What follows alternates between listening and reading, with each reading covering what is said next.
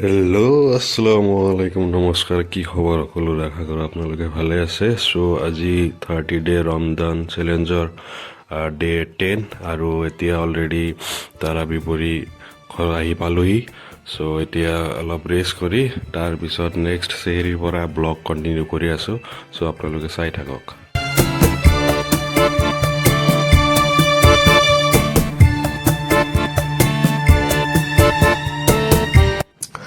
চ' চেহেৰি কাৰণে উঠি গ'লোঁ অলৰেডি আৰু চেহেৰি কমপ্লিট কৰি তাৰপিছত ফজৰৰ নামাজৰ কাৰণে ৰেডি হৈ গ'লোঁ চ' এতিয়া মছজিদৰ কাৰণে ওলাম আৰু ফজৰৰ নামাজৰ কাৰণে চ' আজি হৈছে 10 ৰোজা আৰম্ভ হ'ল তাৰপিছত বাকী আৰু দিনটো শ্বুট কৰাই নহ'ল আৰু এতিয়া আসৰৰ নামাজৰ কাৰণে মছজিদৰ পিনে যাই আছোঁ যিহেতু আজি বৰষুণ দিছিল বৰষুণ দিয়াৰ পিছত একদম মানে প্ৰকৃতি খিলখিলাই আছে এনেকুৱা ক'ব পাৰি আৰু একদম চব চাফা হৈ গৈছে চাৰিওফালে যেনেকৈ মানে নতুনকৈ বাইক ৱাছ কৰিলে যেনেকুৱা একদম ক্লিন হৈ যায় চব একদম ক্লিন হৈ গৈছে তাৰপিছত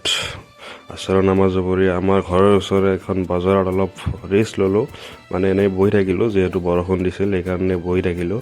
চ' এতিয়া লগে লগে ইফতাৰৰ সময় হৈ গ'ল চ' ইয়াৰ লগে লগে আজি 10 ৰোজা কমপ্লিট হ'ল চ' থেংক ইউ